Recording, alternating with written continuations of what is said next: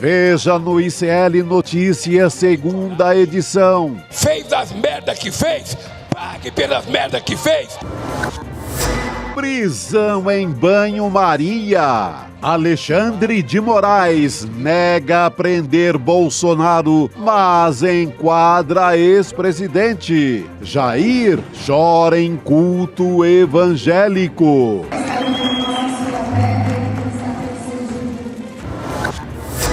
Bate-boca no STF. Depoimento de ex-assessor de Bolsonaro vira troca de acusações entre advogados, juiz e PGR. A viagem não havia ocorrido, viagem essa que foi utilizada como justificativa da minha prisão.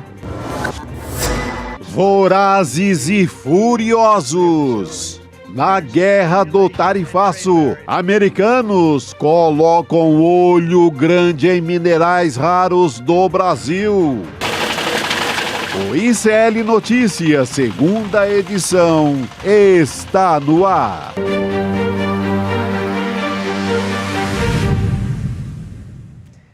Olá, boa tarde. Seja muito bem-vindo, seja muito bem-vinda. O ICL Notícias, segunda edição, está no ar. Estamos ao vivo nos canais do Instituto Conhecimento Liberta, Eduardo Moreira, também no canal da Voz Trabalhadora no YouTube. Boa tarde também para você que nos ouve pela web rádio São João, diretamente de Quixadá, no Ceará, ou você também que nos ouve na Rádio Cultural, na região da cidade de Torres, no Rio Grande do Sul. Ao meu lado, já estou nessa quinta-feira com a mesa redonda completa. Juliano Medeiros, boa tarde para você. Chico Sá. Boa tarde, Gabi. Estão combinando hoje, né? Aqui a gente está num meio termo. Você sai de vermelho, o Juliano de azul. Tom sur tom aqui na mesa. Sobre tom aqui. A gente está combinando com o cenário. Para aguentar essa semana. Estamos chegando bem. E a gente já tem resposta do ministro Alexandre de Moraes, né? Quem estava esperando por uma prisão, não aconteceu. Mas a gente imaginou realmente que esse não seria o timing da prisão. Relaxa, deixa essa champanhe aí, não vai estourar. Segura na boa, prende o homem quando ele estiver condenado, né? Você que comunga um pouco daquela pressa da Dercy Gonçalves, do meme da Dercy Gonçalves, que prenda esse FDP... Segura um pouco aí, segura que em setembro vai chegar, na primavera. Vou trazer a decisão do ministro Alexandre de Moraes. A gente traz aqui um trechinho desse argumento que o Alexandre de Moraes responde àquele argumento da defesa de que o Bolsonaro não teve a intenção de violar uma das medidas cautelares, que é justamente a de dar entrevistas, porque esses conteúdos vão para as redes sociais e não postar nas redes sociais é uma dessas determinações do ministro Alexandre de Moraes, só que ele advertiu, se acontecer de novo, se descumprir essa regra de novo, não vai ter jeito, vai ser preso. Abre aspas, então, para o Alexandre de Moraes. Ele diz o seguinte: por se tratar de irregularidade isolada, sem notícias de outros descumprimentos até o momento, bem como das alegações da defesa de Jair Bolsonaro, deixo de converter as medidas cautelares em prisão preventiva, advertindo ao réu, entretanto, que se houver novo descumprimento, a conversão será imediata nos termos do artigo tal do Código de Processo Penal. Enfim, deu o recado para a defesa do Bolsonaro. Se acontecer de novo, já sabe. Pois é, Gabi, e a gente, claro, está acompanhando com muita atenção o momento exato, quando que vai acontecer. Agora, realmente seria uma coisa um pouco esdrúxula que o Bolsonaro começasse a ser preso, fosse preso pela primeira vez, a partir do descumprimento de uma medida cautelar, né? Quer dizer, o sujeito que foi responsável por preparar um golpe de Estado no Brasil, que foi responsável por 700 mil mortes na pandemia do Covid, não está sendo julgado por isso, é sempre bom lembrar, ser preso porque deu uma entrevista, postou algo na rede social, né? Eu, honestamente, acho que o ministro Alexandre de Moraes está sendo cauteloso na medida para tomar decisões que não sejam contestadas no Brasil ou no exterior, medidas que possam conter aí uma legitimidade não só dos seus pares ministros, mas também da opinião pública, e acho que acerta o ministro Alexandre de Moraes, né? Óbvio, a primeira decisão dele tinha alguns pontos que não estavam suficientemente esclarecidos, né? Por exemplo, se ele postasse um conteúdo, aliás, se fosse postado um conteúdo de uma entrevista dele numa rede social que não fosse a sua, isso também caracterizaria uma burla da cautelar? Então, essas decisões, essas determinações foram melhor esclarecidas, agora no despacho do Alexandre de Moraes, está claro o que pode e o que não pode, e daqui para frente eu suponho que o Bolsonaro vai cumprir de forma bem comportada as determinações do Alexandre de Moraes. Com certeza, a gente tem esse trecho, né, Chico Sá, nessa decisão, respondendo a um questionamento, porque a defesa do Bolsonaro fez um questionamento, de fato, de que alguns, segundo os advogados do Bolsonaro, né, eles argumentaram que estava confuso ali, eles pediram esclarecimentos. E o Alexandre de Moraes, ele destacou a articulação de milícias digitais com o propósito de proliferar a notícia falsa e prejudicar a soberania do país, mas disse que não proibiu a entrevista. A gente vai ver esse trecho aqui da decisão do Alexandre de Moraes. Ele diz o seguinte, abre aspas, em momento algum, Jair Messias Bolsonaro foi proibido de conceder entrevistas ou proferir discursos em eventos públicos ou privados, respeitados os horários estabelecidos nas medidas restritivas, porque ali depois de um certo horário também o Jair Bolsonaro não pode sair na rua, tá com a tornozeleira eletrônica. Até 7 da noite. 7 da noite, quando a gente acaba aqui, ele tem que se guardar. É o mesmo horário libera a Jurubeba, né? Bolsonaro tem que estar em casa. Exatamente. Tem que tomar Jurubeba em casa. Exato. Tem que correr para casa. E aí ele segue ali falando, a explicitação, da medida cautelar que foi imposta pela decisão do dia 21, deixou claro que não será admitida a utilização de subterfúgios para a manutenção da prática de atividades criminosas, com a instrumentalização de entrevistas ou discursos públicos como material pré-fabricado para posterior postagem nas redes sociais de terceiros previamente coordenados. O que ele quer dizer com isso, né, Chico? A extrema-direita, ela costuma agir dessa maneira, né? Ela faz falas ou manifestações públicas, isso acontece muito no Congresso Nacional, quando a gente pensa. Exatamente. Aquele parlamentar da extrema-direita que faz uma fala para gerar um corte nas redes sociais depois, é isso, né? Para alimentar as milícias digitais. Essa expressão é o que resume tudo, o Juliano acabou de tocar nela, é para não alimentar toda essa milícia. Mas mesmo assim, ontem, depois já tinha saído a determinação.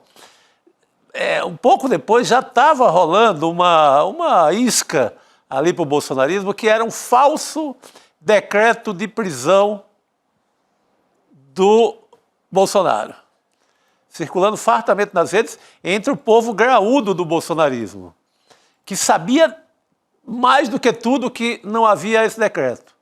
Mas para jogar na confusão em cima do Xandão, para jogar nessa pressão, soltaram esse decreto falso e assinado lá pelo Xandão. Então, a gente sabe que não tem jeito. Desde a pandemia, o Bolsonaro ele desobedecia toda e qualquer ordem expressada pelo Supremo ainda na pandemia. Ele vai continuar desobedecendo. Não ele propriamente, mas ali os arredores. Mas pelo menos agora o Xandão tem no papel ali, ó.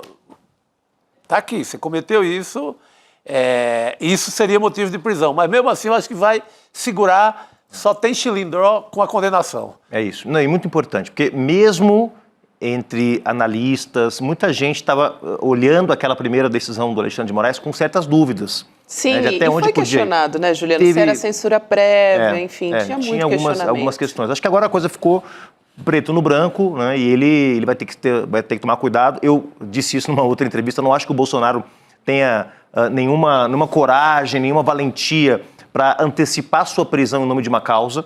Isso só líderes grandes, líderes corajosos, líderes valorosos podem fazer, que é se sacrificar por uma causa. Eu não acho que o Bolsonaro trate tudo o que está acontecendo como causa. Acho que o Jair Bolsonaro trata o que está acontecendo como um problema dele, né, da sua vida. Que é um negócio pessoal. É um negócio do Jair, né, como já nos ensinou. É um negócio do Jair. Piva. Então, acho que não tem nenhuma chance dele... Como alguém chegou a mencionar, né, de que será que ele está criando uma condição para ser preso e se vitimizar? Gente... Um sujeito como esse não pensa assim. Um sujeito como esse está pensando em salvar a própria pele, em passar o máximo de tempo possível em casa, no conforto do lar, desfrutando das regalias que amealhou ao longo de anos. Não vai se sacrificar para ser preso antes, para gerar um movimento. Ele quer tirar um troco sempre da militância, né? Ele sempre está preocupado em tirar um troco via Pix, como tirou aqueles 17 milhões, amealhar ali uma fortuna para viver o resto da vida, seja preso ou não, numa domiciliar ou não. A preocupação deles é juntar dinheiro. É isso. E até isso me faz lembrar um tema, que é toda a discussão que existiu em torno da facada do Bolsonaro, né? De que o Bolsonaro foi uma facada tramada em que o Bolsonaro... Imagina se um sujeito covarde como o Bolsonaro, um sujeito vil como o Bolsonaro, ia colocar, de alguma forma, a vida em risco numa facada planejada. Eu não acredito nessa teoria, eu sei que tem muita gente que pensa isso, mas exatamente porque isso exigiria alguma coragem do sujeito, exigiria algum tipo de disposição de correr riscos. Esse cara não tem disposição nenhuma, é um covarde. É um sujeito covarde, um sujeito vil, um sujeito que, né, não vai perder nenhuma oportunidade de preservar sua liberdade em nome de causa nenhuma. Quem foi bem direto foi o presidente Lula sobre essa história. Porra, hoje, direto pra caramba. Ele até falou também do Eduardo Bolsonaro, mas não só. Ele falou que o Jair Bolsonaro tinha que pagar pelo que fez, tal. Ele estava num evento no Vale do Jequitinhonha, em Minas Gerais. E ele também falou do Eduardo Bolsonaro, disse que as ações dele contra o Brasil são uma vergonha. Mas a gente tem esse trecho da fala do presidente Lula em que eu acho que ele realmente deu um papo reto, como a gente diria. Falou que muita gente queria falar, né, Gabi? Exato. Vamos ouvir? Vamos lá. Fez as bobagens que fez, agora mandou o filho dele sair de deputado federal e para o Washington pedir para que o presidente Trump intervenha no Brasil. É uma vergonha. Isso é uma falta de caráter. É falta de coragem. Fez as merdas que fez, pague pelas merdas que fez e respeite o brasileiro. Então... sem metáfora, né? É na lata, sem metáfora, sem enganação. Tem que falar o que o povo entende. E eu assisti ao vivo a transmissão. E ele ainda, antes disso, repetiu a célebre imitação, né? Não prende meu pai, ô Trump. Defende meu pai, ô Trump. Eu pensei exatamente. Que virou funk, que virou hit. Virou um hit, todos os ritmos, né? Virou meme. E ele fez de novo hoje com uma voz ainda mais engraçada. Realmente, o presidente Lula, ele reencontrou a sua conexão com o povo brasileiro, né? Porque, na verdade... Muita gente fala, é porque a esquerda não sabe usar o meme, agora está usando os gatinhos, agora está usando a inteligência artificial. A minha opinião é que o que a gente está fazendo agora é tocar as pessoas sem muita firula, de forma direta, né? E é mobilizar um sentimento que é o orgulho do povo brasileiro. Essa gente, o Jair Bolsonaro, o Eduardo, estão mexendo com o orgulho do povo brasileiro. Então, quando a gente consegue fazer política, mobilizar um sentimento e não uma ideia, um valor, uma razão, a gente vai muito bem. E o presidente Lula faz isso como poucos. Quando mobiliza o sentimento, nesse caso orgulho nacional, nesse caso senso de justiça das pessoas, ele vai muito bem. Está muito bem o presidente Lula essas últimas semanas, viu? Muitíssimo. Não, e aproveitando o tamanho dessa traição que é da turma do Bolsonaro, né? Essa coisa do filho se deslocar com a missão de trair o país lá em Washington. Gente, isso é muito baixo, né? Ficar torcendo para castigar a economia brasileira, inclusive para castigar a própria turma amiga, que é a turma do agro, por exemplo. É uma baixeza sem limite. Vocês sabem que o Bolsonaro ele apareceu chorando em público, né? Essa história também, gente, hoje ele saiu de casa para ir num culto evangélico. É interessante porque é no mesmo dia da declaração do presidente Lula, essa que a gente viu agora. Era ao mesmo tempo, se não me engano. Quase o mesmo. Quase simultâneo, né? Quase simultâneo, muito bom. A gente sabe que o Jair Bolsonaro não deu entrevista, mas é tudo bastante articulado ali, né, na extrema-direita. Ele apareceu na frente das câmeras, não deu entrevista, mas ele apareceu chorando. A gente está vendo as imagens aqui na tela desse culto que aconteceu até antes dessa decisão do ministro Alexandre de Moraes, dizendo que não ia prendê-lo, mas que era quase que um aviso prévio, né? Olha, se fizer de novo, não vai ter jeito. E o Bolsonaro apareceu chorando. A gente consegue colocar a imagem de novo aqui, dele chorando? Aí, agora dá para ver ele de cabeça baixa, para quem está só nos ouvindo, né? Não está assistindo em vídeo, ele está com a mão no rosto ali, numa cena. Outro papel clássico dele, né? Que é se fazer de vítima quando a coisa aperta. apertou ali a história para cima dele, ele vai chorar ou vai para a igreja, sempre inventa um papinho desse. Não, e aqui ele está com 3 personagens ativados ao mesmo tempo. Primeiro, o de religioso e evangélico. Ele não é evangélico. Sim. Bolsonaro é católico. Está num sim. culto evangélico, ali numa pregação da esposa. Segundo, o papel de bom marido, que todo mundo sabe que ele vive um casamento de fachada com a Michelle Bolsonaro e está aí bancando uma de bom marido, se emocionando com o discurso da esposa. E o terceiro, alguém que está arrependido pelos crimes ou que está sofrendo com a perseguição. Então tem 3 personagens, 3 camadas de um Bolsonaro fake aí nessa imagem que a gente viu hoje, mais ou menos, como eu disse, simultânea à declaração do presidente Lula lá no Vale do Jequitinhonha, em Minas Gerais. Aliás, isso porque ele ainda nem tinha sido condenado a pagar uma multa. Vocês viram a história? Acabou de sair, para quem está nos acompanhando, aquela história do Pintou um Clima. Opa lá! Com as menores de idade venezuelanas. Coisa asquerosa. Venezuelanas, perdão. Então, o ex-presidente Bolsonaro, ele foi condenado, acabou de sair essa decisão, ele vai ter que pagar uma multa de R$150 mil por conta dessa entrevista que aconteceu lá em 2022. Teve aquela fala famosa, né, que foi muito utilizada, pintou um clima quando ele encontrou meninas, adolescentes venezuelanas, menores de idade, né? E essa condenação foi aprovada pela maioria dos desembargadores que estão nessa turma civil do Tribunal de Justiça do Distrito Federal. Então, nesse julgamento, eles analisaram o recurso do Ministério Público contra essa sentença na primeira instância, que julgou improcedente a ação contra o Bolsonaro, sob a alegação de ausência de provas. E ele se valia disso quando ele falava a respeito disso. Não tem prova, a gente ouviu ele falando algumas vezes a respeito. Agora, ele vai ter que pagar indenização por danos morais e coletivos. Porque a situação é muito pesada, né?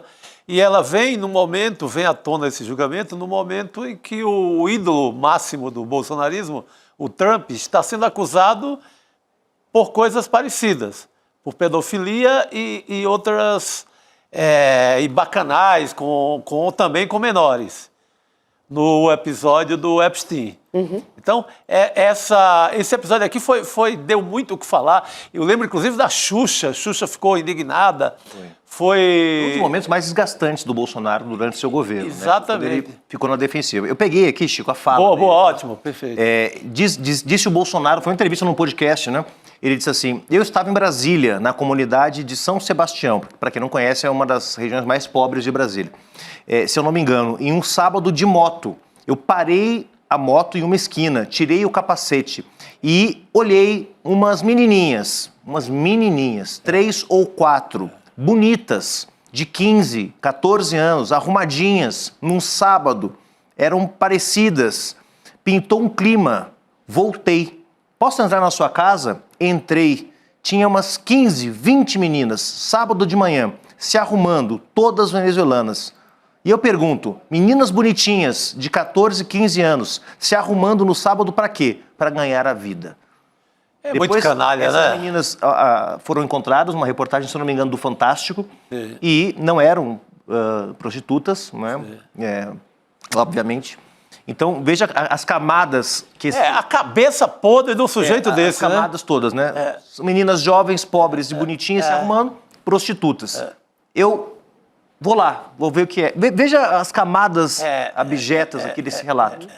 Que importante essa condenação. E o importante também é porque esse valor, tudo bem, não é um montante, mas é um valor significativo que ele, de qualquer forma, está respondendo à justiça, não ficou por isso mesmo. Então, por isso é importante, então ele vai ter que destinar esse valor a fundo projeto, a ação de promoção a direito à infância. Só que o interessante é que, além da indenização, ele tem uma condenação, algumas na verdade, por exemplo, ele não pode utilizar a imagem de criança e adolescente em material publicitário, de vídeo, enfim, live, qualquer meio audiovisual, sem prévio conhecimento e autorização dos responsáveis legais, não pode abster-se, que está na decisão, de constranger crianças e adolescentes em eventos públicos a reproduzirem gestos violentos, a exemplo de reproduzirem gesto de arma. A gente tem um monte de imagens do Bolsonaro essa decisão. incentivando as crianças a essa decisão é muito pedagógica. Gesto, né? Um pouco atrasada, né? Diga-se de passagem. É muito atrasada. 7 anos atrasada. Vamos lembrar que ele tirou máscara de criança na época da Covid Ele também, passou a campanha de 2018 inteira fazendo arminha com das criança mãos no de criança colo, de 3 né? anos, 2 anos, e nada foi feito. Isso. Agora sim, né? Cachorro morto, todo mundo gosta de chutar, né? Então, os mesmos desembargadores do DF que deixaram essa bandalheira do Bolsonaro rolar solta 6 meses, 6 anos, 7 anos,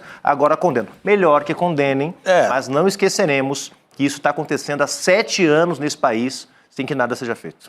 Muito bom. É isso, Juliana, mas importante, né? E também conotação sexual, não citei aqui, mas está na decisão também, envolvendo crianças e adolescentes. Nem precisaria dizer, mas também está aqui na proibição. Foi interessante que não veio só a multa, que veio toda essa súmula pedagógica aí, né? Bolsonaro, por conta desse episódio de pintou um clima, não pode fazer isso, nada que envolva crianças nem adolescentes.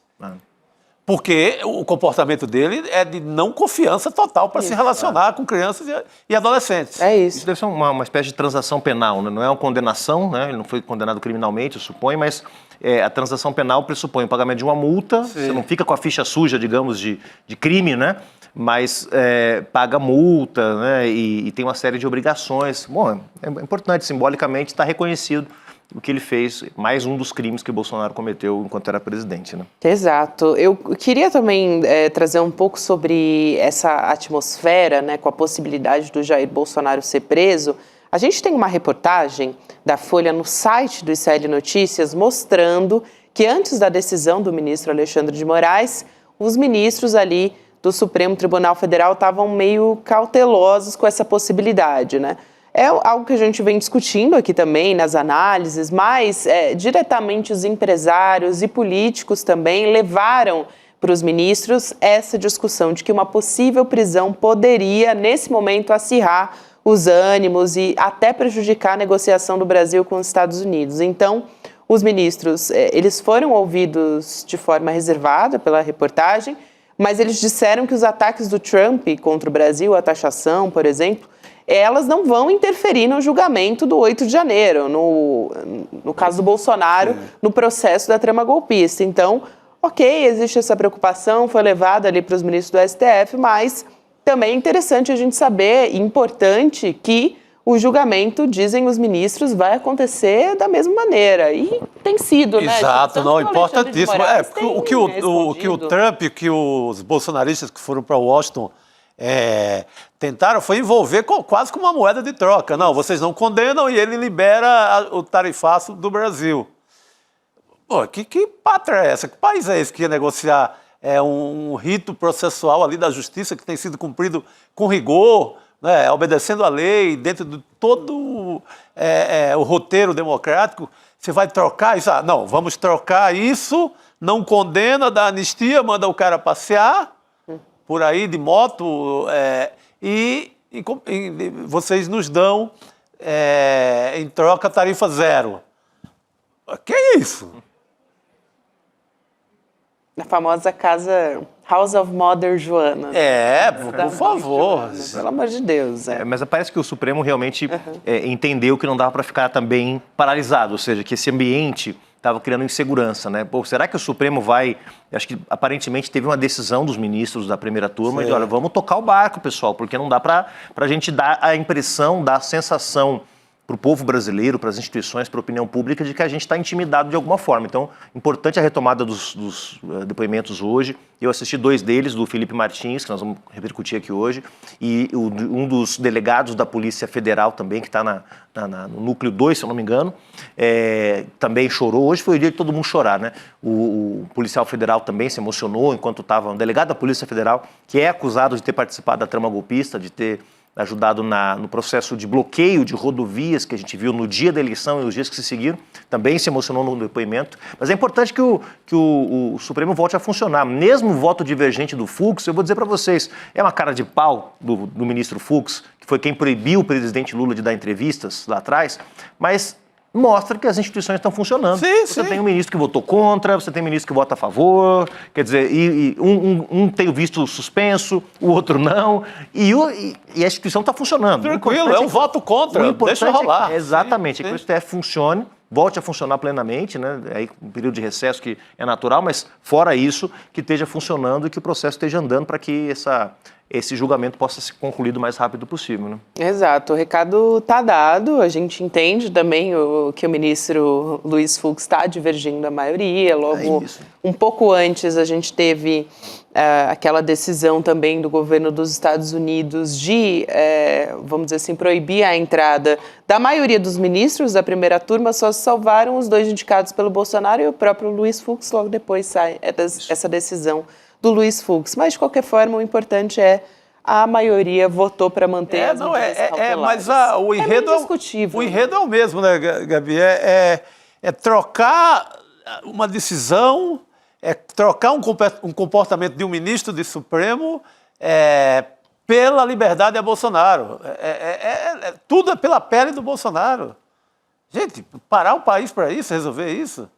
Aí a negociação de anistia é o que o Eduardo quer, o que o Paulo Figueiredo quer, o que essa turma quer. Não, você pode passear na Disney e desde que libere o Bolsonaro. Bom, Mas a gente começa a perceber já, vamos comentar isso também, mas começa a perceber que, na verdade, o Bolsonaro é uma desculpa, né, para, digamos, justificar essa barbaridade, mas, na verdade, o que eles estão de olho é em arrebentar com o PIX no Brasil, nas nossas terras, nos minerais raros, não é? Matéria de hoje aí sobre a possibilidade, né, onde o encarregado de negócios da Embaixada dos Estados Unidos menciona para uma delegação que está lá na Embaixada, hoje em Brasília. O cara solta assim sem a menor A cerimônia, gente pode resolver aqui esse problema se vocês nos derem os minerais raros que vocês têm, os minerais críticos que vocês têm. Porque fizeram isso na Ucrânia e deu certo, né?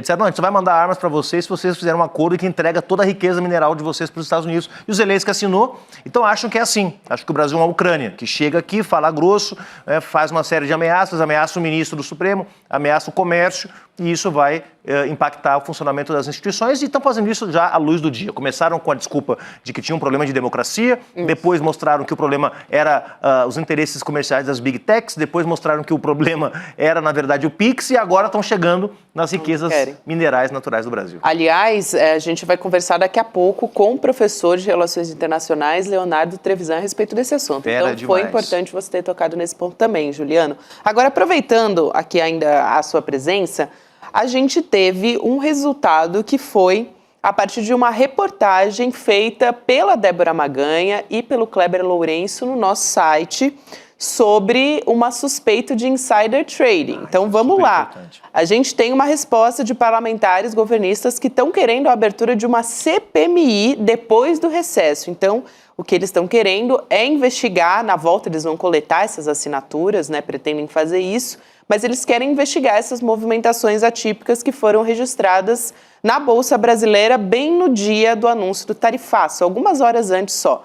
Então, a revelação da Débora e do Kleber também no nosso site é de que mais de 6,5 bilhões de reais foram movimentados no mercado cambial antes do Trump impor as taxas ao Brasil, e foi a gente que trouxe aqui no ICL Notícias. Importante isso também, porque a gente teve o STF pedindo a investigação para a AGU, e isso também serve como mais um instrumento de pressão para que se tenha uma investigação de fato, né, Juliano? Não, fundamental. E, primeiro, isso, do ponto de vista político em si, é importante, porque mostra também que a base do governo está se movimentando, né? Porque, claro, nos últimos meses a base do governo teve muito reativa às dificuldades impostas pelo Centrão, pelo Hugo Mota, pelo Davi Alcolumbre, cada vez que tinha uma votação, tinha que negociar, e muitas vezes a base do governo, o oficialismo, como se diz aqui na América Latina, ficou sem agenda própria, era uma agenda reativa. Vem PL da devastação, temos que nos mobilizar contra, vem o IOF, temos que nos mobilizar contra o decreto.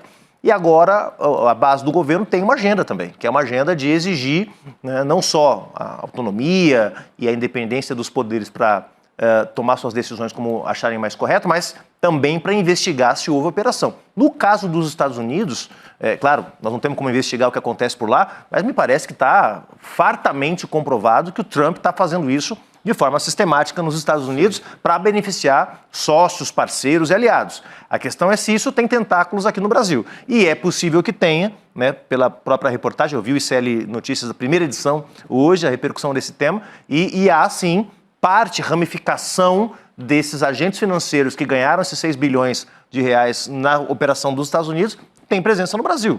Quer dizer, tem ramificação dessas instituições financeiras aqui. A questão é saber se a turma estava sabendo para ser beneficiada, e isso, sem dúvida nenhuma, é um crime contra o mercado financeiro, contra as instituições, né, contra a estabilidade da moeda e, claro, é passível também de processo judicial.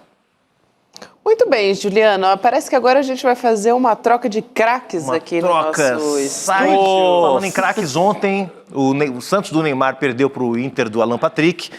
Então saio aqui. Pô, não me lembra de certas coisas. A Rodrigo Viana. Esse homem aqui. Não me lembra de certas coisas. E aliás, bom programa, pessoal. Até amanhã. Valeu. Até amanhã, professor. A brincadeira que rola é que o empate do Corinthians ontem garantiu que o Xandão não botasse o... Xandão ficou paz e amor. Pô, Né? quando o Corinthians perde, o Xandão vai para o modo destruição total, né? Mas como empatou, então ele disse que o Bolsonaro pisou na bola, mas não vai prender por enquanto. Só falou, a justiça é cega, mas não é tola. E Mas não é mandou tola. 5 pontos de exclamação. É isso, foi sensacional. Só os jornais ali mais sangrentos, sanguinolentos, antigamente, que usavam 3 exclamações, não 5, mas o Xandão mandou 5 exclamações. É isso. Na lata. Dá para saber o termômetro exatamente, Rodrigo. E caixa alta ali, em homenagem a Mônica Bergamo, que escreve sempre Isso, caixa alta. Verdade, né? E eu acabei de ver aqui... Grande Mônica Bergamo. Eu acabei de ver aqui que o Jair Bolsonaro hoje falou que continua para ele, não está muito claro o que ele pode fazer e o que ele não pode fazer. Acabou de falar? Tá se fazendo de maluco, né? Tá se fazendo de maluco, ele tá esticando a corda, a corda. Como diz minha mãe, tá se fazendo de maluco para fazer cocô dentro de casa, entendeu? Pô, isso é muito boa. Sabe, aquela coisa de não sabe onde é o banheiro, não vai no mato, não vai na casinha lá fora de casa. Tá se dando uma de maluco. Tá. Ela aposta nessa maluquice, né? É aposta. O diferentão, né? Meio diferentão, assim. O simplão diferentão, né? Que fala bobagem e com isso também garante um pouco de apoio. Mas hoje foi eu vi vocês já comentaram. Mas é ridículo demais, né? Ele chorando daquele jeito ali. É uma cena, né? É uma cena. Mas agora, gente, é engraçado, né? Que o Bolsonaro ele não se aguenta. Ele vai e diz que não esclareceu, não. Os advogados dele devem estar lá, Bolsonaro, dá uma ajuda, né? Me ajuda a te ajudar. Né? O cara já explicou pra gente aqui, a gente já sabe de tudo, você ainda quer complicar, cara. Agora, gente, lembrando, domingo agora a gente tem evento importante aqui no ICL. Sim. 27 de julho, tô dizendo aqui sempre para você não esquecer de anotar na sua agenda, mas vai lá em icl2.com.br. Para garantir a sua vaga, a gente vai anunciar um pacote de novidades no jornalismo, no entretenimento, na área da educação também. A gente tem aquela caixa que de vez em quando a gente traz aqui, dá alguns spoilers. Eu ontem quase dei um spoiler que não podia. A gente tem que ficar se controlando, né? Para não falar mais que pode. Esse domingo que não chega, né? É isso, 3 dias só. Mas vai chegar e a gente tem recado do Eduardo Moreira aqui pra gente. Vamos nessa. Tudo que o ICL construiu até hoje foi muito especial. A gente hoje tem a maior audiência do Brasil na internet, no jornalismo.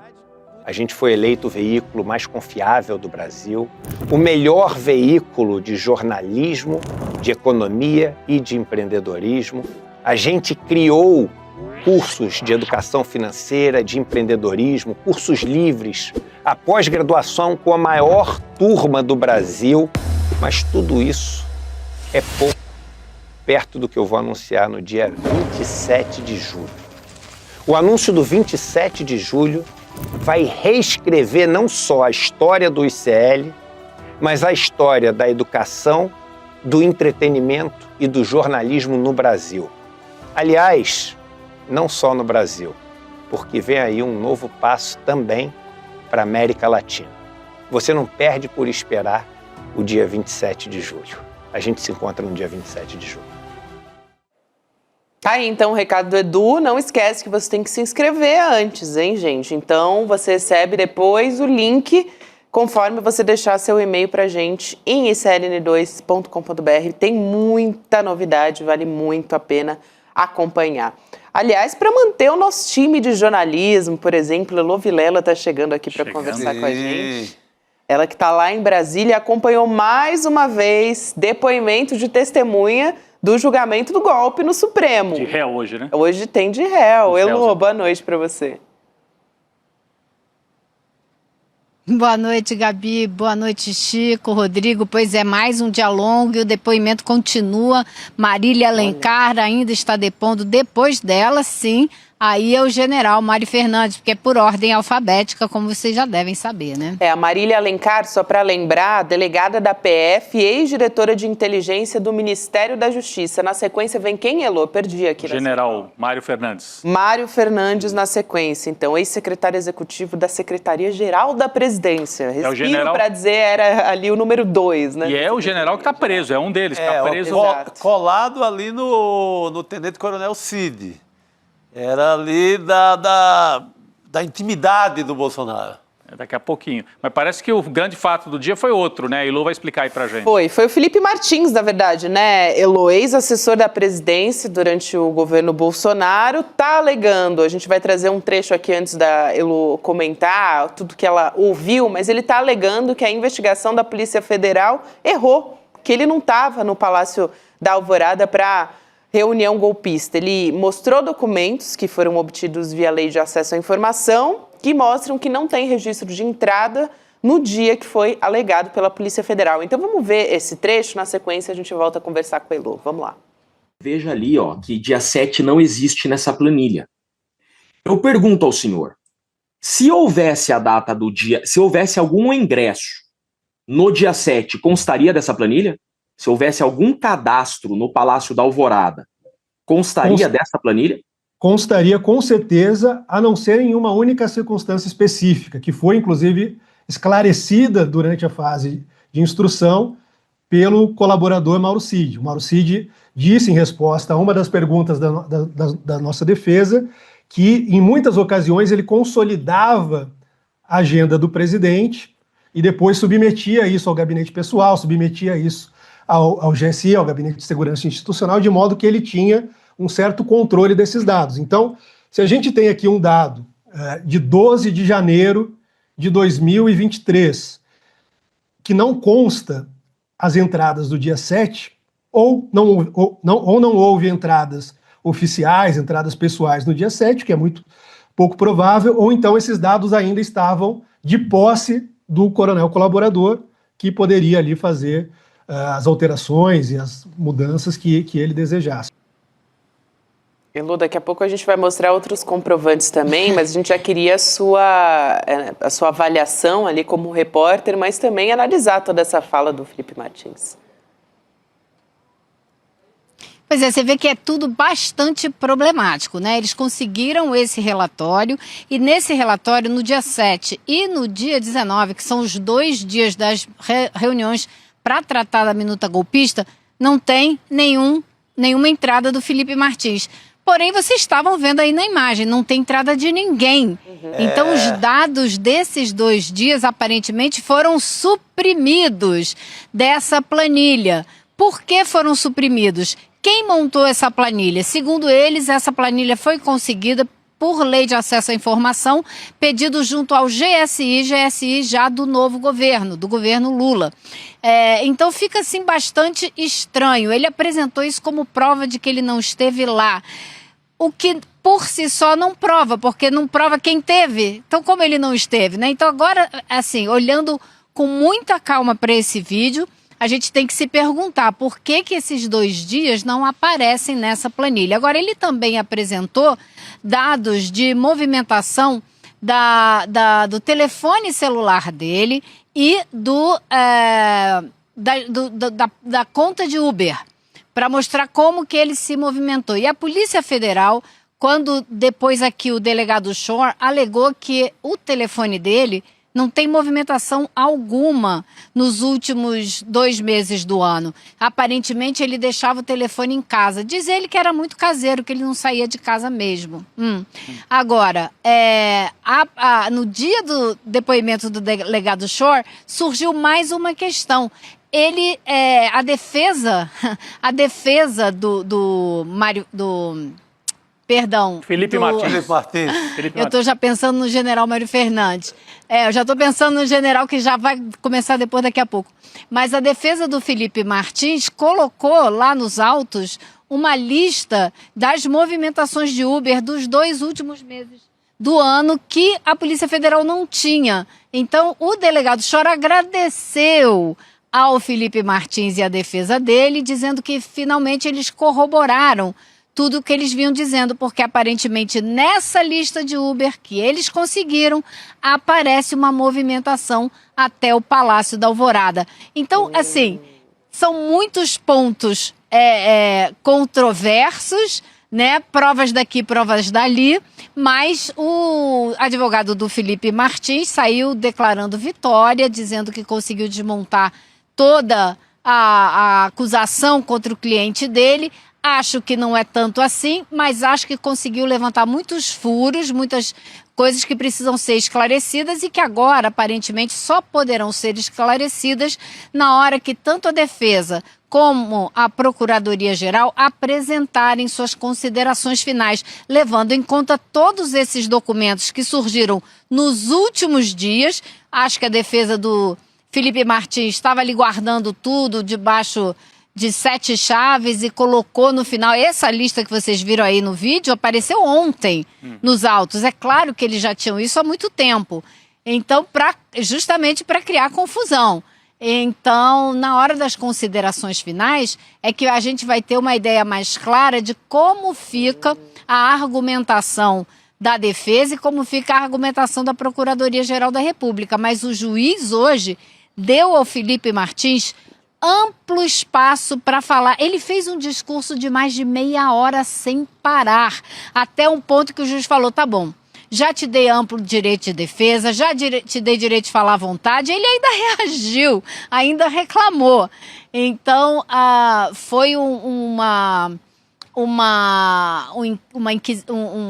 questionamento bastante tenso, bastante difícil. E, claro, ele tem um advogado que entrou na defesa dele há coisa de 2 semanas, de graça, que é o Jeffrey Schickini, que é um ativista de extrema-direita e que foi exatamente quem fez todo o questionamento do Felipe Martins hoje, que fez, gente, muito palco, muito teatro, né, para aparecer, fez discurso, enfim. E o juiz foi bastante paciente, né, e deu a eles um certo espaço, colocou ordem na casa quando foi preciso, mas deu a eles espaço para falar à vontade, até para ninguém dizer que eles não tiveram direito à ampla defesa. Mas esses documentos que ele apresentou hoje serão motivo ainda de muita discussão. Ô Elo, eu só queria trazer aqui o vídeo também sobre esses comprovantes de viagem de Uber que você citou, então vamos assistir. Nesse dia, tem Uber indo para Alvorada? Não. Lembrando que nós estamos no dia 7, tudo está sendo falado aqui dia 7. Sim. Nesse dia 7 não tem Uber para Alvorada, tem Uber da tua casa, da Asa Sul para Asa Norte. Isso. Perfeito. Eu pergunto, nesse dia, dos dados que você conseguiu da TIM, tem Herb do teu celular em conexão na Alvorada? Não. E o meu interesse, desde um primeiro momento, era, de novo, a questão da viagem, porque, como eu disse, consta dos autos da PET 11767 que desde 30 de outubro de 2023, essas herbs teriam sido fornecidas à PGR, à Polícia Federal. Não sei se enviaram ou não relatório para o ministro relator, mas era algo que estava disponível nos autos para as outras partes, e que demonstrava, inclusive, que a viagem não havia ocorrido, viagem essa que foi utilizada como justificativa da minha prisão. Só um ponto, né, para a gente esclarecer. É claro que cabe a acusação, né, Elo? É sempre a acusação que tem que provar. Mas nesse caso, o fato de não ter Uber com a viagem dele, ele diz, né? Vamos ver. Ele pode ter usado outro aplicativo, ele só usava Uber. Ele pode ter pedido a viagem para outra pessoa. Ou outra pessoa carona, fez isso. Foi de carona, outra pessoa. Táxi, a pé. Não, posso dizer para vocês... posso dizer para vocês o que a Polícia Federal disse? Pode. A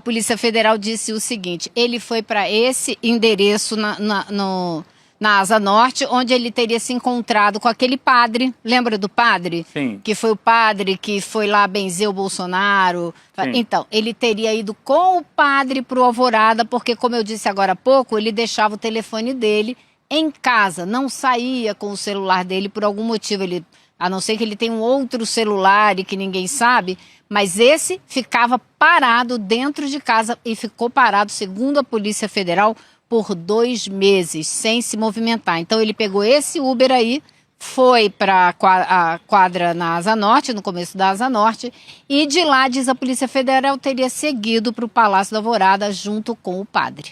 Então, o fato dele dizer que não tem Uber indo direto da casa dele para o Palácio, não prova necessariamente que ele não foi ao Palácio.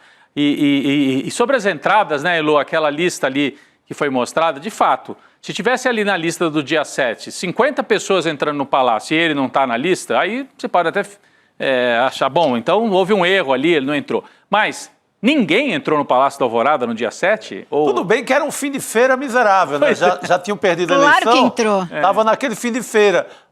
Mas alguém foi lá. Né? Não, mas gente, no dia 7 foi justamente o dia que foi lá o Gomes Freire Gomes, que foi lá o ministro da Defesa, foi lá... Claro que foi um monte de gente no Palácio naquele dia, como também foi no dia 19. Então, isso daí, obviamente, não ter esses dias é muito estranho, bastante estranho, e a gente tem que saber quem suprimiu esse dia. Foram eles na hora que mandaram fazer esse documento? Foi o Mauro Cid quando mandou consolidar os dados? Tem alguma coisa errada nisso aí, né? Claro que tem, e acho que vai ter que ter perícia, né? Porque nessa fase em que a gente está, talvez a Procuradoria, não sei, né? A Procuradoria pode pedir ainda antes das considerações finais desse núcleo, porque no núcleo 1 já foi consideração final da Procuradoria, mas para esse núcleo ainda não foi.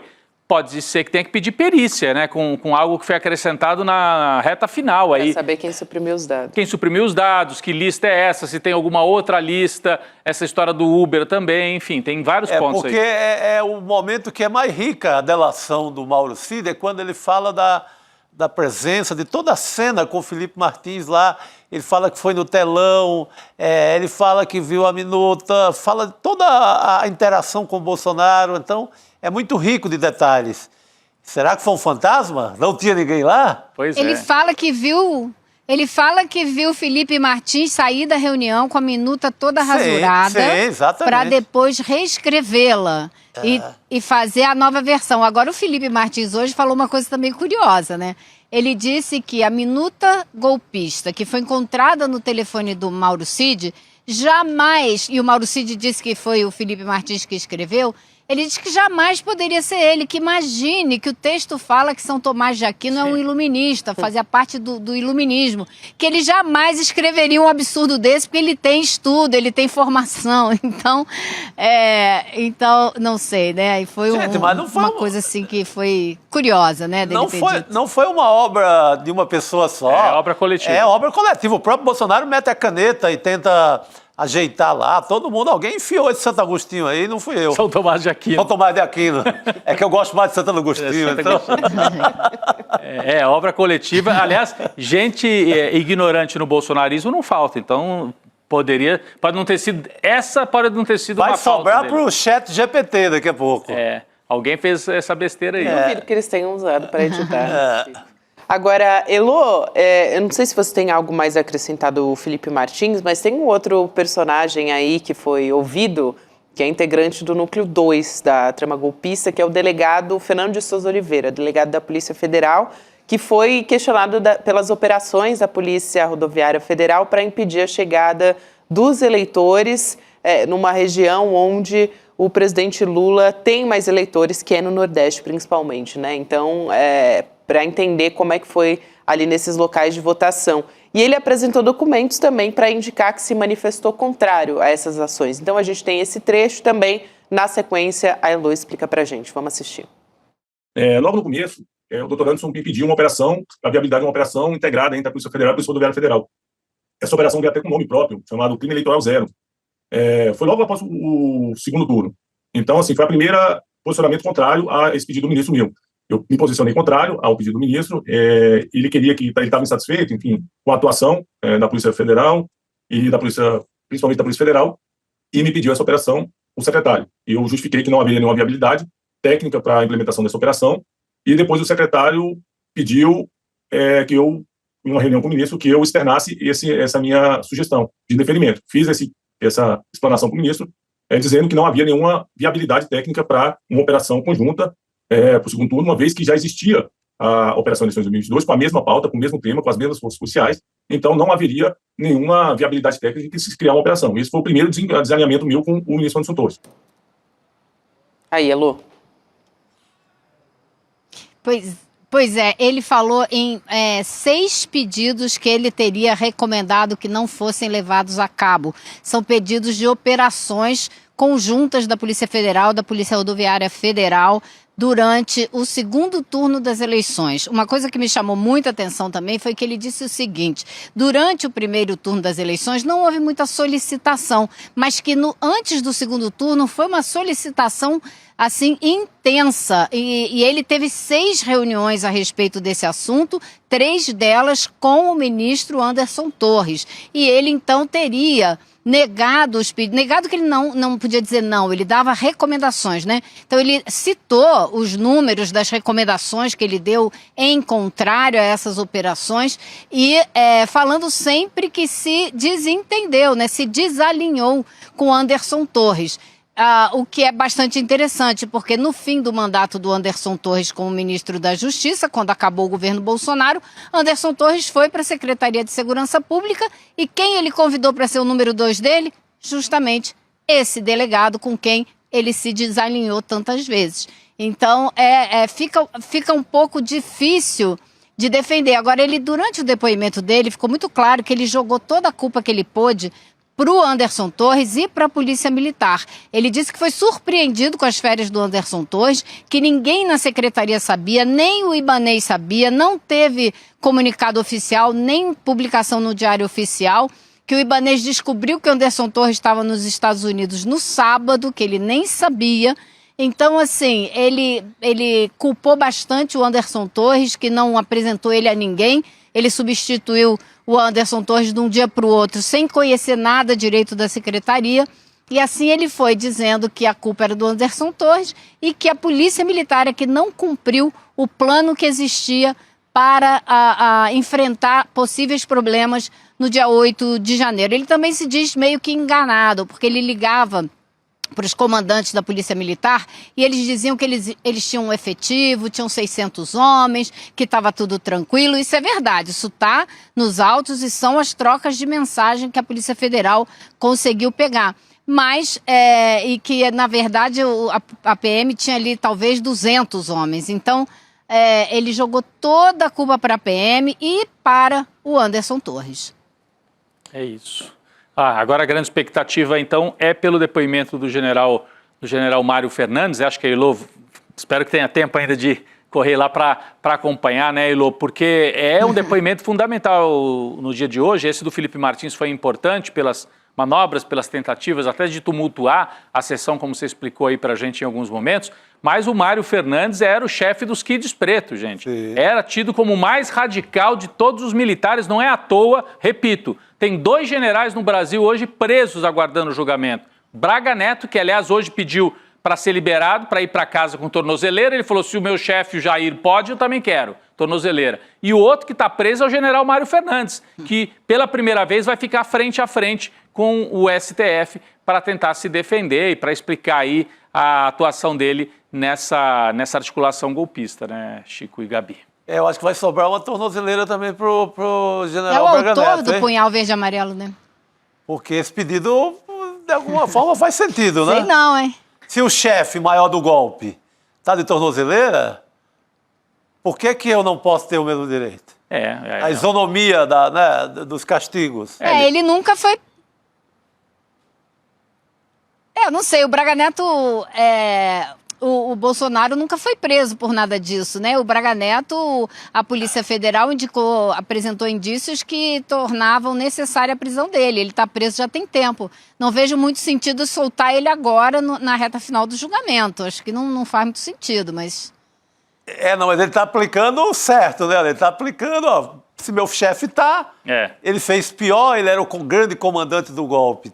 já está de tornozeleira, por que eu, não é, eu não estou mais mexendo? Ele fez muitas interferências. O Braga Neto não parou de agir o tempo inteiro.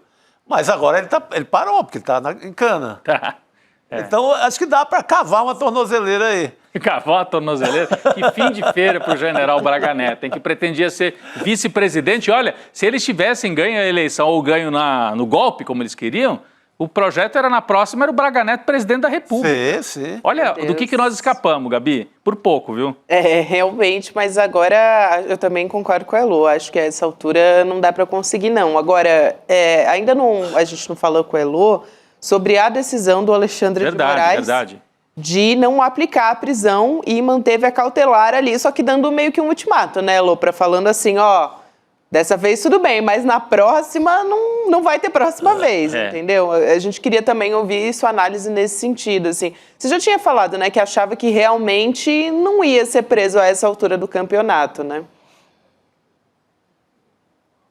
Eu acho que o ministro tem agora Bolsonaro exatamente na posição que ele queria ter. Amedrontado, como vocês viram hoje chorando em público, e com medo de abrir a boca. É tudo o que ele precisava. Que o Bolsonaro ficasse calado, desse sossego pra gente, parasse de fazer discurso, dar entrevista, mentir, distorcer a realidade.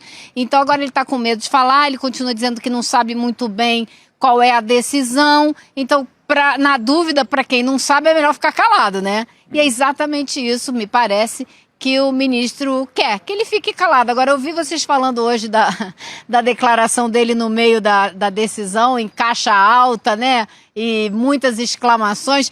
Eu acho que ele está tentando mostrar pro Donald Trump que ele também sabe falar dessa maneira, né? Porque o Trump faz tudo assim, né? Então ele está falando a mesma língua, ver se o cara lá em cima entende. É verdade, a mesma caixa alta do Trump. Ô, Elô, falando em Trump, gente, eu não queria, assim, mudar de assunto tão rápido. A gente não vai falar do Donald Trump, mas sim os Estados Unidos atacando novamente o Alexandre de Moraes. Oficialmente. Acabou de sair essa história, não sei se a Elô teve tempo de ver, então a gente vai contar agora, talvez para a Elô e para a nossa audiência também. Mas tem uma postagem na página da Embaixada Americana dizendo que o ministro Alexandre de Moraes está restringindo a liberdade de expressão e persegue o Jair Bolsonaro. Tadinho. Vamos ver aqui o que disse a Embaixada dos Estados Unidos no Brasil nas redes sociais. Abre aspas, Elô. O ministro Moraes é o coração pulsante do complexo de perseguição e censura contra Jair Bolsonaro, que, por sua vez, tem restringido a liberdade de expressão nos Estados Unidos. Graças à liderança do presidente Trump e do secretário Rubio, estamos atentos e tomando as devidas providências, fecha aspas. Dá para entender como uma ameaça, uma ameaça, baita, né? ameaça, né? É uma loucura. O ex-presidente do Equador, Rafael Correa, dizia que só não tinha golpe nos Estados Unidos porque é o único lugar do mundo que não existe uma embaixada dos Estados Unidos, né? Sim. Então, eu nunca vi. A embaixada dos Estados Unidos sempre atuou nas sombras, né? Usando agentes, usando a CIA, usando outros braços. Agora eles usam a rede social e fazem ameaça explícita, né? É uma interferência absurda. Eu acho que vai chegar um ponto em que não vai ter como manter a embaixada dos Estados Unidos funcionando desse jeito aqui no Brasil. Como a parte do golpismo contra a democracia no Brasil. É quase uma delegacia do golpe, né? É uma delegacia do golpe. É isso mesmo, Chico. Ali aberta para fazer provocação, para... Gente... Essa semana tinha uma também da mesma embaixada, um aviso usando o ET. O ET ontem. Avisando, brasileiros, se vocês estão nos Estados Unidos, vazem, vão embora, façam como ET. Gente, que tratamento é esse? É absurdo, completamente absurdo. Elô. Não, quando eu estava ouvindo agora esse post da embaixada, né, eu estava pensando justamente isso. O que eles estão querendo, né? Eles estão querendo um conflito diplomático de verdade, eles estão querendo que a gente peça para eles irem embora daqui, para poder configurar um litígio com o governo brasileiro? É isso que eles estão querendo? Me parece que sim.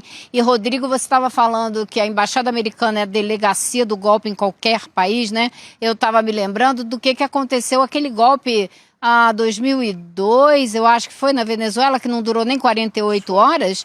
O golpe foi tramado dentro da casa do embaixador americano. Sim, literalmente. Dentro da casa dele, com o dono da rede de TV, sabe? Então, é isso que a gente está enfrentando aqui com outros meios, porque hoje em dia eles usam outros métodos, né? Mas é a mesma coisa que a gente tem que ficar atento. Eles estão cavando uma crise mais séria com o Brasil, não é para defender o Bolsonaro, é para tentar se apoderar dos nossos minerais de terras raras, da nossa água e outras cocitas mais, né? E enfraquecer os BRICS, né? É uma maneira de fustigar e de enfraquecer os BRICS, né? Atacando o B, né? A primeira letra dos BRICS aí, que somos nós, né? Que somos o Brasil. O Lula hoje, né, falou, mandou recado, né? Fez essa fala até engraçada, mas assim, forte contra o Bolsonaro, e fez também fala contra o Trump, né, deixando explícito que o Trump não quer negociar com o Brasil, né? Falou que vai impor as tarifas, com outros países está negociando, e com o Brasil, silêncio absoluto, não tem negociação. Ele cita até uma lista enorme de países com quem conversa sempre, né? O Lula, né? O Lula, e chefes de Estado, sabe? De China aqui a América Latina, e ele nada, então... Eu não sei se a nossa equipe preparou aqui, mas a nossa diretora de jornalismo acabou de mandar aqui essa imagem, Rodrigo, que a gente estava comentando. Até o ET sabia a hora de voltar para casa. Sim. É inacreditável, né? Mas foi a Embaixada dos Estados Unidos no Brasil que estava postando isso, falando sobre migrantes. Tratando o migrante como se não fosse um ser humano, né? Porque é um ET, um extraterrestre. E usando uma das cenas mais icônicas do cinema dos Estados Unidos, que foi sempre uma ferramenta de soft power, e nesse caso de entretenimento mesmo, né, de cinema de qualidade e tal. Só que agora, em vez de ser tudo isso e de ajudar até a vender a imagem dos Estados Unidos como construtores de cultura e tal, é para ameaçar. É para chamar você que é imigrante, você não é nem ser humano, meu filho, você é ET, volta para casa. Sai daqui. Então, assim, estão rasgando, estão queimando todos os pontos. Fala, Elô. E junto com esse recado, eles estavam dizendo para as pessoas, se você decidir se autodeportar, a gente dá a passagem e mais $1.000. E eu, nos meus grupos de amigos de Nova York, estavam todos assim, eu não confio nisso, eu não sei se eles vão me mandar para o Brasil. Eles estão mandando gente para a Síria, eles estão mandando gente, claro, a gente sabe para a América Central, mas estão mandando para tudo quanto é canto, não importa de onde você vem. Então, assim, olha, é tudo tão absurdo que às vezes eu custo acreditar que é verdade, mas é verdade, eles estão fazendo isso. É difícil mesmo de acreditar, né, Elô, que uma embaixada... Bom, mas a gente já perdeu aqui o nível da diplomacia nos Estados Unidos, é o mais baixo possível. Então, Elô, eu queria aproveitar que você está aqui junto com a gente, mudar um pouco de assunto, mas super importante também ainda a ver com notícia internacional, que foi uma que saiu agora à tarde do presidente da França, Emmanuel Macron, decidindo reconhecer o Estado da Palestina. Então... Ele não citou, mas essa decisão vem depois dos relatos dos jornalistas, a gente falou sobre isso ontem aqui, que estão passando fome, enfim, assim como a sociedade lá de Gaza toda está passando por essa situação, né? Tem denúncia também de mais de 100 ONGs apontando o genocídio lá em Gaza, e foi feito lá na página dele, no X, do presidente da França. Então a gente tem aqui, abre aspas, a fala do Macron, fiel ao seu compromisso histórico com uma paz justa e duradoura no Oriente Médio, decidi que a França reconhecerá o Estado da Palestina. Farei este anúncio solene na Assembleia Geral das Nações Unidas em setembro próximo. A necessidade urgente hoje é o fim da guerra em Gaza e o resgate da população civil. A paz é possível, fecha aspas, para o Macron. Então, a gente tem um posicionamento agora da França falando a respeito disso. Elô, acho que não tem mais para onde correr, né? Assim, é um genocídio. Acordou. De uma outra maneira. É importante a França, né? Mas vamos deixar a Elô, que esteve lá na Cisjordânia, acompanhou tão de perto lá, comentar essa decisão da França, Elô, de reconhecer o Estado palestino. Só lembrando que ontem o parlamento israelense, Elô, aprovou uma moção por larguíssima margem, mais de 70 votos a favor, para anexar a Cisjordânia oficialmente. A Cisjordânia já está sob colonização israelense, mas agora eles estão propondo a anexação formal da Cisjordânia, que é o principal território palestino. Os parlamentares da extrema-direita, com ampla maioria, aprovaram isso no parlamento israelense, e no dia seguinte a França diz o contrário. Vamos reconhecer o Estado palestino. Elô? Bom, eles aprovaram esse programa e também estão discutindo transformar Gaza num grande resort, né? Um lugar de paraíso de praiano para os israelenses. Então essa é a situação. Eu queria comentar essa decisão do Macron com uma foto que saiu no Guardian e que está correndo o mundo inteiro hoje. Qual é a real situação de Gaza? A fome que já matou mais de 113 pessoas, a fome que está matando jornalistas, a fome que é provocada por Israel e usada como maneira de assassinar, não só de fome, como de tiro para quem vai para a fila tentar pegar alguma comida, o pouco que entra na faixa de Gaza. Então a decisão do Macron, eu não vou bater palma não, estava mais do que na hora, está mais do que atrasado e ele não pode só reconhecer o Estado da Palestina, ele tem que lutar com os aliados dele da Europa para acabar com esse genocídio, porque se a Europa quiser acabar com esse genocídio, ela consegue, porque os Estados Unidos e Israel não podem fazer isso tudo sozinhos, se eles ficarem isolados de fato, a gente consegue virar esse jogo. Então, é fundamental que a Europa pare de fazer esse jogo dúbio de ficar falando que defende direitos humanos, que defende as leis internacionais e está aí por baixo dos panos dando exército para continuar com esse genocídio. E eu acho que aqui no Brasil o presidente Lula tem tido falas importantíssimas, mas também precisa parar de vender petróleo para Israel. É o quarto maior exportador de petróleo para Israel. Então todo mundo tem que fazer sua parte para acabar com esse tipo de imagem que a gente está vendo, matando os palestinos de fome e quem vai pegar comida na fila leva tiro. Isso é insuportável, tem que acabar. É isso, Elo, a gente mostrou uma das imagens aqui na tela enquanto você falava.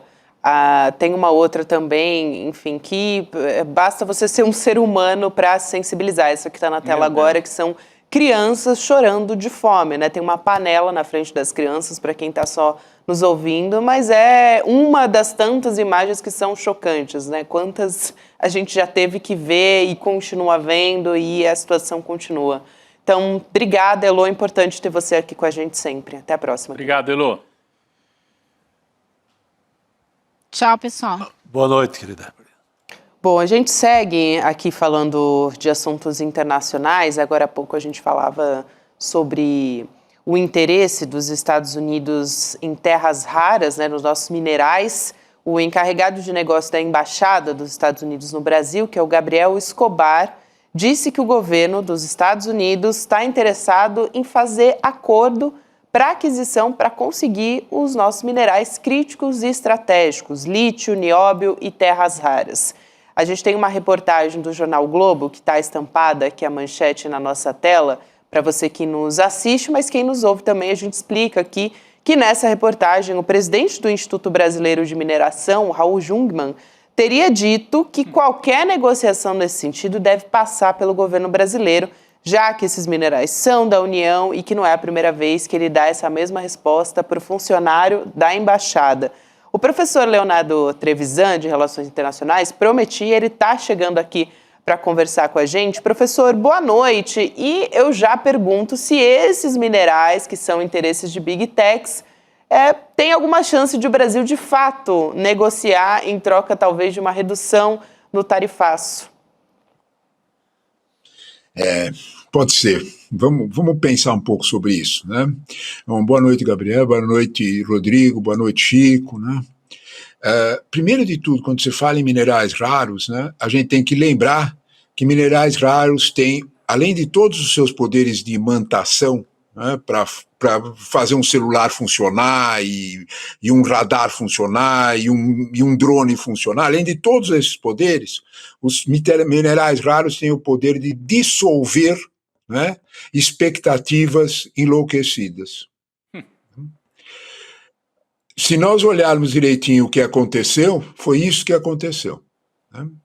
O senhor Trump falou muito forte, falou alto, né? Vocês ouviram o Xi Jinping falar alguma coisa? Eu não ouvi. Nada. Ninguém ouviu nada, né? Só os encarregados das exportações falavam uma palavra só, não. Né? Vocês devem lembrar que, em seguida, né? Houve um fim de semana em Genebra que, de repente, não mais que de repente, né, se fez uma redução de 150% para 30%. Além de, este é um ponto mais importante, ontem os jornais todos noticiaram isso, né, que o NVIDIA voltou a ter direito de vender seus produtos em Pequim. Atenção. A gente olha para isso só e pensa que, né, foram só os metais raros que dissolveu, né? Ele acalmou a fúria do Trump, né? De alguma forma, talvez a gente tenha que olhar para esses metais raros brasileiros, eu não sei exatamente qual deles ele se refere, provavelmente é lítio, né? E dizer, olha, é possível conversar, né? Conversar é possível. Agora, isso passa diretamente pelo Itamaraty, isso passa diretamente pelo governo brasileiro. Isso não pode ser uma decisão privada. Como o Raul Jungmann notou, qualquer mineral no Brasil é propriedade da União desde os anos 50. Né? Então, antes da gente, né, ter qualquer veleidade de que alguém vai negociar isso, seja quem for, quem vai negociar isso é o governo brasileiro e na forma da lei o Congresso. Então, de algum modo, isso precisa ficar bem claro. Agora, que metais raros têm poder de solvência, eu não tenho dúvida nenhuma.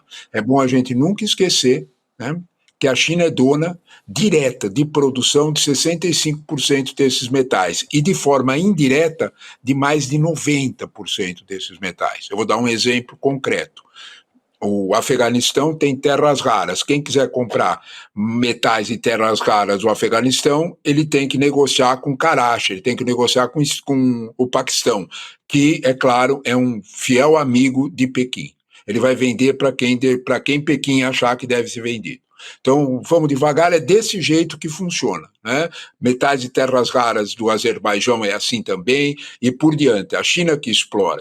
O motivo dessa exploração chinesa mais eficiente é que a China detém a tecnologia para separar o urânio e o tório, que são outro tipo de minerais, dos minerais raros, né?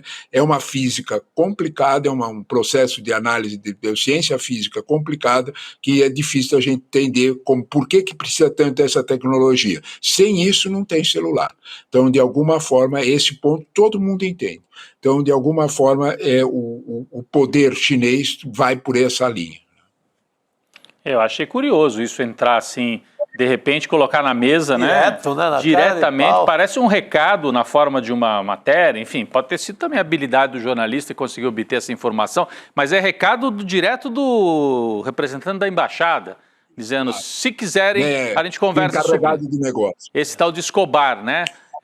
Que é o encarregado, que por sua vez abriu uma conversação com o Tarcísio de Freitas. Aliás, o Tarcísio abriu com ele naquele começo da crise. É uma coisa meio paralela ali, né? Meio na paralela. E agora vem esse recado através do jornal O Globo. Eu acho algo meio torto, é para a gente ficar realmente atento a isso, porque estão abrindo aí uma porta de negociação, sei lá, e de repente... para de repente alguém aí próximo a esse Escobar, não, então tá bom, vamos acertar uma negociação e baixar a fervura, mas eu achei estranho, Gabi, isso aí cai de paraquedas assim no meio do debate, é estranho, mas a gente entende, porque interesse de quem produz celular, das big techs, de computador, enfim. Tanto que foi assim que os Estados Unidos também foi o que chamou a atenção dos Estados Unidos naquele tarifaço contra a China, né? Uhum. Também isso entrou, claro, essa questão das big techs entrou ali no radar. Eu não sei se você quer comentar a respeito disso, Chico, que também tem uma outra reportagem que o Jamil Chad apurou, nosso colega aqui do ICL Notícias também, de que os agentes da Agência Brasileira de Inteligência, da ABIN, estão vendo elementos de envolvimento da Casa Branca e até da CIA também nos ataques bolsonaristas ao governo brasileiro. Então, uma apuração do Jamil Chad, que eu vou detalhar um pouquinho aqui, porque essa ideia, segundo explica o Jamil, é causar desestabilização no Brasil, enfraquecer o governo Lula para preparar o terreno para 2026, apostando na volta da extrema-direita em 2026. E aí a avaliação é de que o Brasil tem um peso e negócios que estão servindo muito aos interesses do Donald Trump. Então, aqui a manchete do Jamil é inteligência, aqui, suspeita de ação da CIA contra o Brasil. O professor vai poder falar muito melhor do que a gente, né, de que não é a primeira interferência dos Estados Unidos no Brasil, e tanto essa chantagem do Donald Trump é só mais um capítulo dessa história também, né, professor? Não há dúvida, né? Sabe, Rodrigo, você levantou aí uma lebre interessante sobre o que é que tem por trás de uma oferta repentina do encarregado de negócio, para, de algum modo, o Brasil participe de algum tipo de negociação. Entre as possibilidades que nós temos para ver essa negociação está a reação de fortes setores da economia americana que têm vínculos poderosos, com cadeias produtivas poderosas com o Brasil, que estão bastante preocupados com esse tarifaço social. Não é só o suco de laranja, não é só o café, não é só o... Tem comentado aqui com a indústria aeroportuária, com a Embraer. Não é só isso, não. Né? Nós temos... Acho que a gente vai resolver aqui a conexão do professor Leonardo Trevisan. A gente começou a ter algumas falhas de internet no áudio do professor, mas a gente já retomou o contato com ele. Ele estava justamente explicando, né, Rodrigo, como não é por acaso essa sua desconfiança a respeito dos minerais raros, do interesse com os minerais raros. E aí, se você já tinha trazido mais uma notícia para a gente avançar, que é essa matéria do Jamil, dizendo que agentes da ABIN, né, estão vendo elementos de envolvimento da Casa Branca nesses ataques bolsonaristas. Bom, me parece bem claro, né, que não precisa nem da CIA, eles têm o Donald Trump operando, mas pode ter a CIA também, aqui operando dentro do Brasil, agitando, causando dissonância, dividindo o país no momento em que a gente precisaria de uma resposta unificada. Então, a CIA é especializada nisso. A CIA sempre volta para o Brasil, sempre, né? Ela dá uns passeios aqui na história, acho que ao longo de todo um século aí, de CIA. Até na Lava Jato ela estava agora há pouco. Exato. Sem falar em 64 e outros momentos. Então, é um visitante quanto mais do Brasil. E está claro que está operando, né? Deve estar operando de novo agora, Gabi, não tem... Mas o importante é que o Jamil trouxe que agentes brasileiros detectaram que eles estão se movimentando um pouco acima do normal, vamos dizer. Tem até uma aspa aqui, porque ele ouviu diversas fontes para fazer essa reportagem, e aí ele falou com um agente da ABIN no exterior, dizendo o seguinte: trata-se de um típico roteiro elaborado pela CIA, alimentando atores nacionais para justificar um interesse estratégico estrangeiro. Então, ele falando num contexto da agressividade, não só das ações do Donald Trump, mas isso conjuntamente do próprio Eduardo Bolsonaro e de outros agentes, tipo aquele blogueiro bolsonarista, o Paulo Figueiredo também, que tem falado muito, né? Então, ele está falando sobre uma retórica mais dura do Donald Trump, porque realmente foi uma escalada, né? Se a gente for colocar numa perspectiva. Rodrigo. Foi, mas o que me preocupa é como é que a CIA pode operar isso aqui dentro, né? Que tipo de articulação, de movimento que ela pode fazer no momento em que o Lula está tentando unificar o país e uma parte dos empresários está ficando do lado do Alckmin e do Lula. Olha, não se trata nem de uma questão político-partidária, mas de defender o interesse nacional. De que maneira que a CIA pode operar para fazer uma divisão e para rachar? Não fiquem só com o Lula. Negociem através do Tarcísio, governador de São Paulo. Que já ensaiou essa negociação paralela. Exato. Né? Então, isso seria um tipo de operação que eles podem fazer. E também insuflar algum tipo de ação, manifestação, ataques, algum tipo de operação. Isso é simplesmente o que eles mais sabem fazer. Tem alta tecnologia nisso. É isso. Plantar manifestações de rua e etc. Exato. Professor Leonardo Trevisan está de volta. Vamos lá, professor. O que eu estava dizendo antes de sermos interrompidos pelo sinal, é que eu acho que o Rodrigo tem bastante razão de desconfiar, que nós temos aí nesse movimento todo de oferta, não é? Nós temos aí alguma situação e alguma pressão, talvez vinda de dentro dos Estados Unidos, de empresários americanos que têm conexão com o Brasil, que estão se sentindo diretamente atingidos. Eu repito, a conexão com o Brasil não é só laranja, café e a Embraer. Né? A conexão vai longe nisso e é conexão que atinge O número parece estranho, né? Atinge, e o número não é nosso, é da Câmara de Comércio Americana lá, que é uma câmara enorme há mais de 100 anos, com mais de 3 milhões de integrantes. Eles falam em 6.500 empresas americanas, 6.500 empresas americanas que têm conexão direta com empresas brasileiras, com cadeias produtivas integradas. Bem curioso isso, né? Então nós fazemos parte da mercadoria ou completamos parte da mercadoria aqui, devolvemos para lá, tem uma cadeia integrada nisso, em vários setores, né? De indústria de transformação, muitos, são mais de 100 setores que tem isso. Essa gente deve ter peso político, um pouco. Talvez seja essa pressão desses setores para que se encontre algum meio de negociação, para que se resolva tanto a questão política de Trump, né, e reduzam as tarifas. Né, isso me parece essencial. Quanto à descoberta da ABIN, né, você tem toda a razão, né, Gabriela? Não é a primeira, nem a segunda, nem a terceira vez que isso aconteceu. Para lembrar a última, que foi muito escandalosa, e ainda no governo Obama, né, houve uma descoberta de que o telefone da presidente Dilma estava sendo grampeado pela CIA. Sim. Que, aliás, motivou que a presidente não fizesse uma viagem oficial aos Estados Unidos de repulsa. Né? Eu me lembro disso perfeitamente. Claro. Então, quando você olha para ele, não é uma coisa nova e não é um hábito deste governo. Né? Não é. Né? É uma cultura instalada. Né? A gente, né? Quem lembra de 64 e todos os outros fatos, né? É indiscutível que isso era uma cultura instalada. Se fosse só em 64, tudo bem. Quiser ir para trás, a gente pode citar vários exemplos. Muito, né?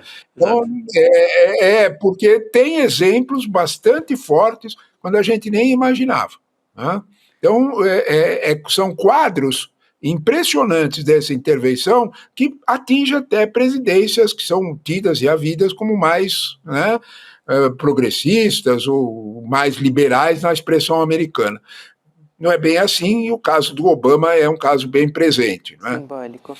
Professor, e tem também, a gente teve uma fala do presidente Lula a respeito dessa falta de interesse por falta do governo dos Estados Unidos para uma negociação.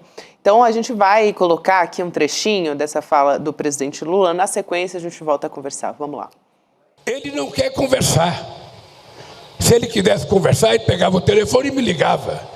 Eu conversei com o Clinton, conversei com o Obama, conversei com o Bush, conversei com o Biden, converso com o Xi Jinping, converso com a Índia, converso com o Canadá. Ontem eu conversei 40 minutos com a presidenta do México, eu converso com o Paraguai, com o Uruguai, com a Bolívia, com a Malásia, com a Indonésia, com todo mundo eu converso. Mas ele não quis conversar. Então, o que acontece? Ele nos deu até o dia 1º. Se nós não dermos a resposta dia 1º, ele vai taxar o nosso comércio em 50%. Contar uma coisa para vocês. Eu não sou mineiro, mas eu sou bom de truco. E se ele estiver trucando, ele vai tomar um 6. Se ele estiver trucando, ele vai tomar um 6. Essa fala foi em Minas Gerais, no Vale do Jequitinhonha, né? Aliás, ali perto tem muitos minerais raros. Também, verdade. No Vale do Jequitinhonha. Estava sobre os minerais raros. Verdade, verdade. Professor. O que o presidente Lula está fazendo, não é? Fazendo sinais evidentes para a nossa realidade, para que ela se torne mais compreensiva do que é que nós estamos fazendo, né? Do que nós estamos falando. Ainda há uma parcela grande da população brasileira que compreende pouco essa situação e fica mais suscetível às redes sociais. Então é interessante a brincadeira com o truco, porque ela é eficaz. Né? Agora, sem dúvida nenhuma, quando nós falamos da tentativa ou do silêncio norte-americano, nós vamos entender que esse silêncio ele tem uma função. Né? Não negociar com o Brasil é dar um recado. Não negociar com o Brasil é, de alguma forma, forçar outros. Ele está negociando com mais de 100 países, né? Outros interlocutores americanos, o que ele pode ser muito duro. Esse ponto me parece óbvio, né? Pressão sobre o Brasil, pressão diretamente sobre os BRICS, pressão diretamente sobre a presença chinesa na América Latina. É disso que nós estamos falando, né? O presidente Lula deixa claro, eu falo com todo mundo e com o presidente Trump eu não consigo. Né? Por quê? Né? O motivo vai muito além, eu repito sempre isso, da figura do ex-presidente Bolsonaro. Vamos deixar isso muito claro. Na quarta-feira da semana passada, nos Jardins da Casa Branca, de viva voz, vocês podem localizar esse vídeo, o presidente Trump deixou isso muito claro. O presidente Bolsonaro não é meu amigo. Ele é um bom sujeito. Ele é um cara corajoso, mas não é meu amigo. Tá dado o recado. Isso. Tá dado o recado. Tem um limite. Ele fixou o limite. Não é meu amigo. O que é que lhe interessa é usar uma situação como essa para, de alguma forma, dar recados muito presentes. E os recados são claros, né? A situação hegemônica da China é muito forte. Quem é que te garante, né, que os produtos que os Estados Unidos se neguem a abrir, a comprar, ou porque a tarifa ficou muito cara, se a China der uma mãozinha, nós vamos encontrar facilmente freguês para esses produtos. Vocês não duvidem disso. A China tem, é bom a gente lembrar sempre esse dado, né? Dos 193 países que estão na ONU, né, representados na ONU, a China tem corrente de comércio absoluta. Esse economês quer dizer o seguinte: se você somar importação e exportação, do que o país faz, é a corrente de comércio principal. A corrente de comércio principal de 156 países em 190 é da China. Rodrigo, isso deixaria qualquer imperialista inglês do 19 babando. Isso foi o que nós sempre sonhamos, a China realizou. Né? Faz a conta. De 193 países, 156 negociam prioritariamente importação e exportação com ela. A gente acha que é só o Brasil, que é só a América Latina. Dos 56 países asiáticos, 45 fazem esse negócio com a China. Então, de fato, se a China puser a mãozinha protetora, nós vamos encontrar freguês para o suco de laranja, vamos encontrar freguês para o café, vamos encontrar freguês até mesmo para a Embraer. Pode não interessar nesse momento, pode não interessar, mas os americanos também vão perder, como nós temos visto, que, aliás, duas das empresas que negociam suco de laranja brasileiro entraram na justiça, são empresas americanas. Escuta, vai matar o nosso negócio. Né? Então, de alguma forma, isso tem que levar em conta quando a gente analisa esse. É bom brincar com o truco, sim. É bom porque isso populariza o problema. Com certeza. Eficiente ideia. Com certeza. Mas, por outro lado, ele dá um limite para esse quadro. Fundamental, professor. Essa sua fala é sempre um prazer, um privilégio ter o senhor aqui com a gente. Muito boa noite, até uma próxima. Obrigado. Eu é que gosto da conversa com vocês. Muito bom. Obrigado. Muito obrigado para vocês pelo convite. Um abraço. Boa noite a todos. Um abraço, professor. Bom, a gente vai chegando aqui aos nossos minutos finais, né, Rodrigo Viana? Vamos nessa, então? Vamos Amanhã nessa. A gente vai estar de volta a partir das 7 horas da manhã com Desperta e possivelmente com novos desdobramentos aí do Donald Trump e do Brasil também. E o Donald Trump tendo que se explicar sobre o caso Epstein. Tá enrolado. Apareceram fotos hoje do Epstein no casamento do Donald Trump. A CNN está circulando essas fotos. Está enrolado com os republicanos, com a turma dele, quem está mais cobrando. Com MAGA. Não está fácil a vida do Donald Trump, não. Vamos ver se ele vai continuar preocupado com o Brasil, porque a vida dele também não está fácil lá, não. Nada fácil. Chico, Rodrigo, boa noite para vocês. Boa noite a todos que nos acompanham. A gente vai nessa. Até a próxima. Falou, gente.